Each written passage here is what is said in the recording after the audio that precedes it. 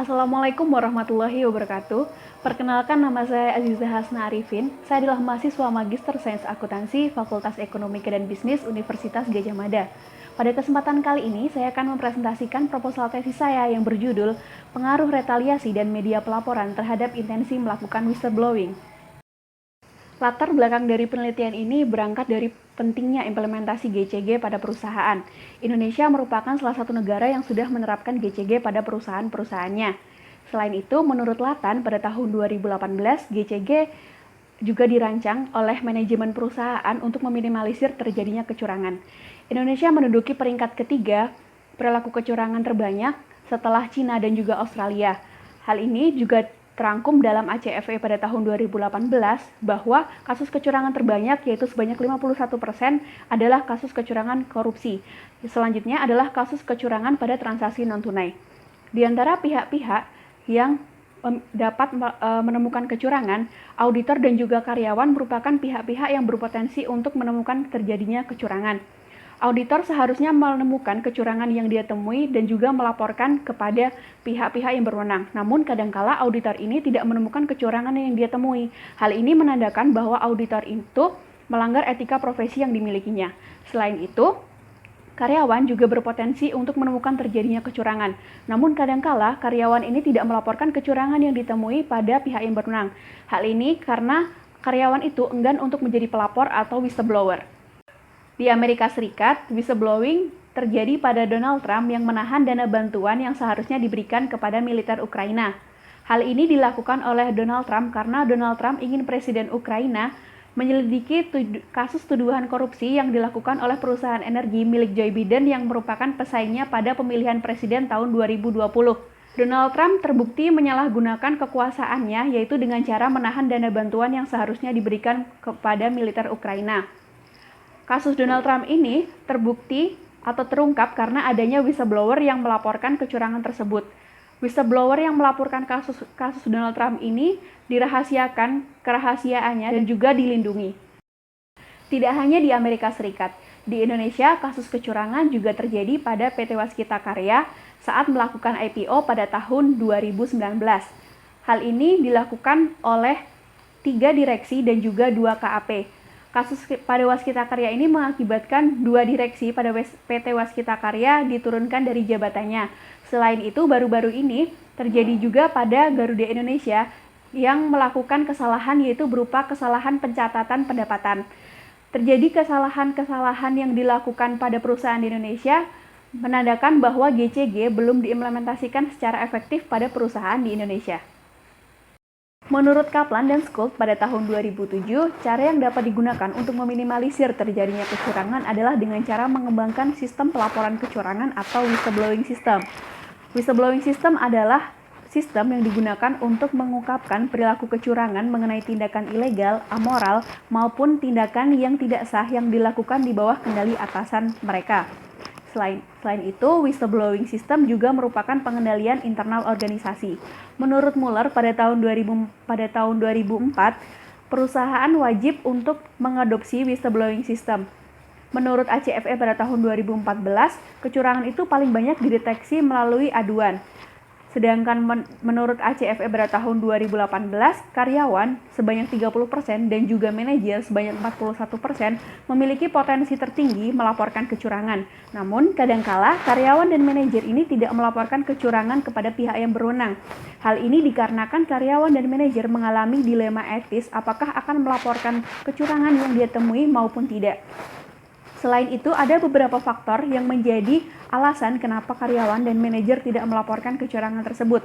Yang pertama adalah faktor situasional, misalnya saja keseriusan kesalahan, status pelaku kesalahan, dan lain sebagainya. Alasan yang kedua yaitu faktor organisasi, yaitu ukuran organisasi, iklim organisasi, dan juga jalur pelaporan menggunakan media. Dan yang terakhir adalah faktor individu, yaitu standar moral dan retaliasi. Pada penelitian ini, saya berfokus kepada faktor organisasi, yaitu media pelaporan, dan juga faktor individu, yaitu retaliasi. Retaliasi adalah tindakan yang tidak menyenangkan, baik secara sosial maupun secara ekonomi, yang diterima sebagai respon langsung atas tindakan whistleblowing yang dilakukannya. Retaliasi ini dapat berupa penurunan jabatan, pekerjaan di luar tanggung jawab, bahkan bisa jadi dipecat. Liana Rachida Nyudik pada tahun 2009 membagi retaliasi menjadi dua, yaitu retaliasi kuat dan juga retaliasi lemah. Berdasarkan penelitian-penelitian terdahulu, menurut Gunlats tahun 2003, Micheli Danir tahun 1989, menghasilkan hasil yang tidak konsisten dengan penelitian yang dilakukan oleh Mesmer Magnus tahun 2005, Fatoki 2013, dan juga Damija dan Rai tahun 2018. Sedangkan media pelaporan berangkat dari saran penelitian yang dilakukan oleh Gao 2005 dan juga Latan et al. Pada tahun 2018.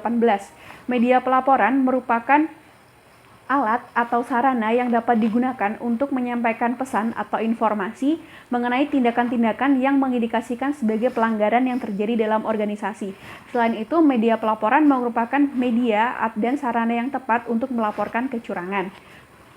Media pelaporan ini dibagi menjadi dua, yaitu face-to-face dan juga hotline menurut Kaplan et al. Pada tahun 2012. Sehingga retaliasi dan media pelaporan akan diuji untuk mengetahui pengaruhnya terhadap intensi untuk melakukan whistleblowing. Penelitian ini menggunakan teori perilaku terencana atau teori of planned behavior untuk menguji pengaruhnya terhadap intensi untuk melakukan whistleblowing. Kasus kecurangan pada organisasi atau perusahaan di Indonesia cukup menjadi perhatian publik. Kecurangan ini tidak hanya terjadi pada sektor swasta saja, namun juga terjadi pada sektor publik. Hal ini mengakibatkan penerapan whistleblowing di perusahaan atau organisasi menjadi penting untuk mengungkap terjadinya kecurangan. Kasus kecurangan seharusnya dilaporkan kepada pihak yang berwenang, namun tidak semua mau untuk melaporkan whistleblowing tersebut. Karyawan tingkat atas lebih menyukai melaporkan kecurangan menggunakan jalur internal perusahaan yang dikelola oleh internal perusahaan dengan cara face-to-face. Hal ini digunakan untuk menjaga nama baik perusahaan. Sedangkan karyawan tingkat bawah lebih menyukai melaporkan kecurangan melalui pihak eksternal perusahaan dengan menggunakan hotline. Hal ini dilakukan oleh karyawan tingkat bawah untuk menghindari retaliasi. Selain itu, tersedianya jalur pelaporan dengan menggunakan media juga merupakan salah satu pertimbangan untuk mengetahui intensi seseorang untuk melakukan whistleblowing.